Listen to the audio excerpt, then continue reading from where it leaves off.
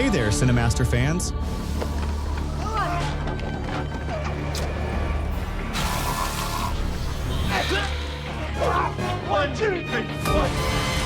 Hope you're ready for some movie magic. Let's dive right in.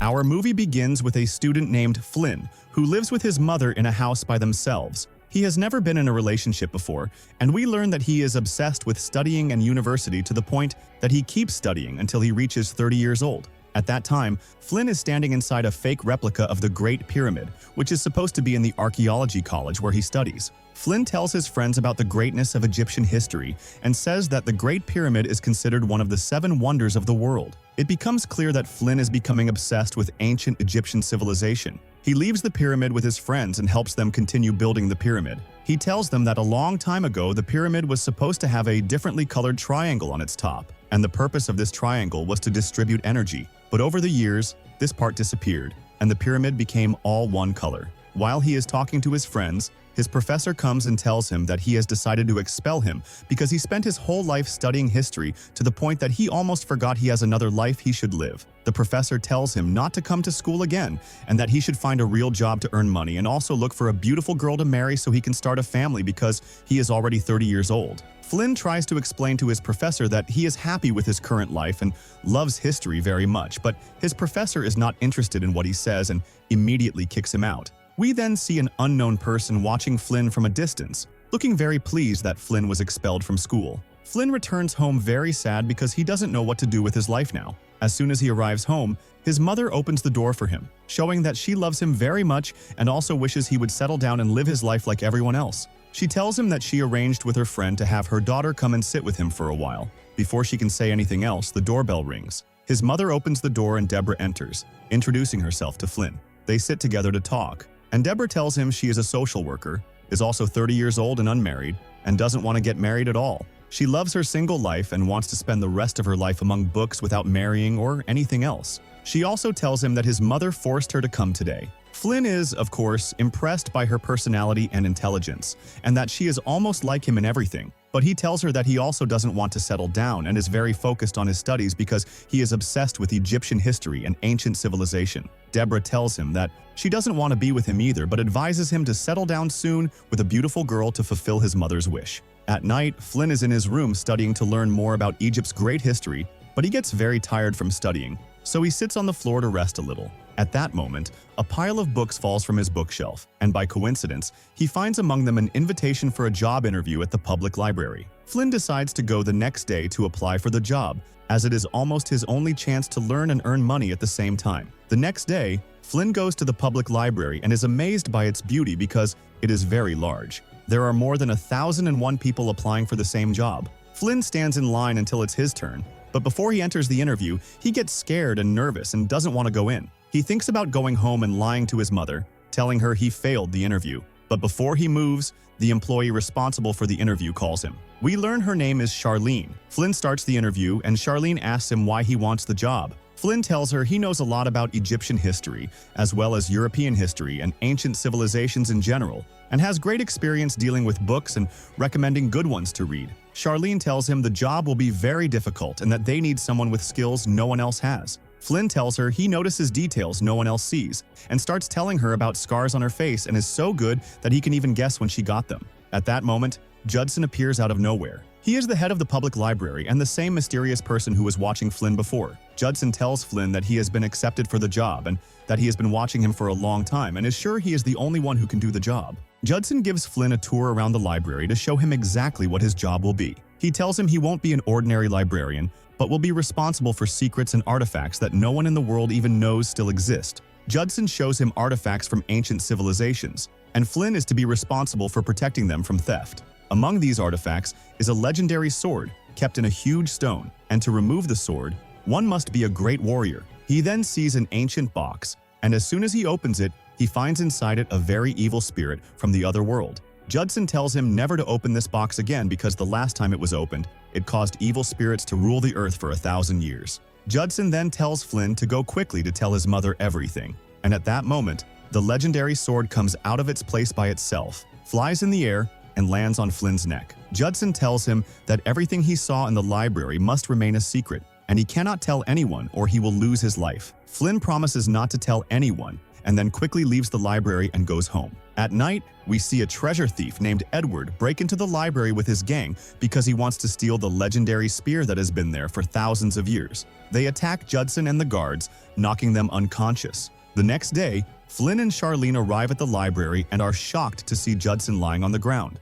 When Judson wakes up, he checks the surveillance cameras and finds out that Edward is the one who stole the spear from the library. He decides to send Flynn on a mission to retrieve the spear, but secretly. He tells him that the spear consists of 3 parts, and only one part was stolen from the library, while no one knows anything about the other 2 parts. Flynn's mission now is to find these 2 parts, so he travels to another city to begin his quest to search for the spear. On the plane, he sees a very beautiful girl in front of him, so he tries to get to know her, but she refuses. After a while, a mysterious person attacks him, and Flynn notices a snake-shaped tattoo on his hand, which is supposed to be the distinctive tattoo of Edward's gang. Before the mysterious person hits him, a girl named Nicole appears and defeats the whole gang by herself, managing to save Flynn from them. The 2 of them then jump out of the plane while it is in the air, landing in a very unknown place in the forest. Nicole introduces herself to him and tells him that Judson sent her to look after him and that he must use his intelligence to find the rest of the spear pieces, and she will be responsible for taking care of him.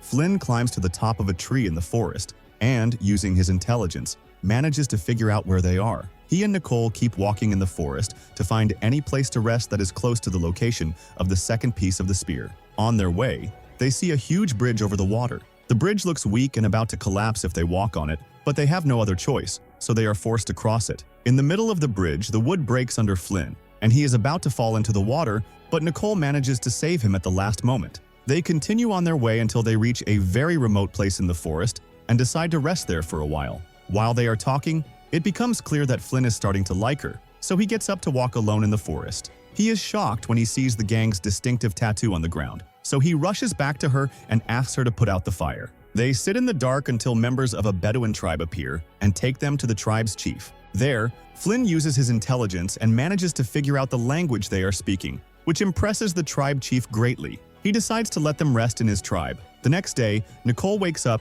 and is very surprised that Flynn is not beside her. She quickly leaves the hut to look for him and finds him playing with the tribe's children. She starts to like him a lot and her heart softens. While she is watching him, the gang arrives at the tribe, so she and Flynn run quickly and keep running through the forest until they reach the edge of a mountain. They both jump from the edge and fall into the river, which they must cross to enter the temple. Flynn uses his puzzle-solving skills and manages to figure out the password to open the temple gate. Suddenly, the gate opens beneath their feet, and they both fall to the ground inside the temple, finding themselves in a secret room. There is a moving wall getting closer to them from behind, and in front of them is a pit full of sharp spikes, which will obviously kill them if they fall in. Again, Flynn uses his intelligence and puzzle-solving skills to find a solution. He asks Nicole to hold his hand, and they both jump into the pit. Flynn discovers there is a layer of glass above the spikes, and that the puzzle was actually a trick. Flynn easily crosses to the other side and sees the second part of the spear, but there are also some traps he must overcome to reach it. He discovers the only way to get to the other side is to dance with Nicole. Flynn starts dancing with her, and together they manage to cross. Flynn takes the second part of the spear and is very happy because he is doing something new for the first time in his life. After leaving the temple, he and Nicole suddenly see the gang in front of them. The gang members threaten them with their guns, and one of the gang members, named Lana, takes the second part of the spear from Flynn and tells him she has been watching him for a long time and is also impressed by his intelligence. They all return to the gang's camp. When they arrive, Nicole is shocked to find out that Edward is the gang leader because he used to be a librarian but lost his life in one of his missions while trying to recover a stolen archaeological treasure. Edward tells her he didn't lose his life, but just faked his death to escape and start a new gang. Nicole gets angry with him and wants to finish him off, but Edward's guards stop her. Edward decides to threaten her with his gun, but Flynn asks him to let her live in exchange for helping him find the third piece of the spear. Edward agrees to the deal and warns that if Flynn is lying, he will kill both him and Nicole. They all board Edward's private plane and arrive at the ice mountain in Europe. There, Flynn follows the clues to reach the new temple, but on the way, he slips on the ice and almost dies, but Nicole saves him at the last moment. After a few hours of walking in the snow, Edward gets angry with him and tells him to hurry up until they finally see the temple in front of them, where the third piece of the spear is located. They all rush to the temple, where the temple guards are waiting for them, as a picture shows that the librarian is the only one who can solve the puzzle of the third piece. They all enter the temple and see a huge ancient statue with the third piece of the spear inside it. Flynn uses his intelligence, solves the puzzle, and manages to take the third piece of the spear. Nicole takes the third piece and decides to escape quickly with Flynn, leaving the temple guards and the gang to fight each other. She and Flynn travel to another city to rest. The next day, Flynn wakes up and is shocked because Nicole and the spear are gone. He calls Judson and tells him everything that happened, and also tells him that Edward now has the three pieces of the spear, and to combine them and gain tremendous magical power, he must be inside the Great Pyramid. Of course, he won't travel to Egypt, so at night, he and Judson go to the college. When they arrive, they see Edward with the spear and Nicole about to kill her. Edward, Nicole, Lana, and his guard enter to perform the magical rituals and combine the spear. He succeeds and feels great magical power. He tests his power by stabbing his guard with the spear, causing the guard's soul to leave his body and enter Edward's, making the guard disappear.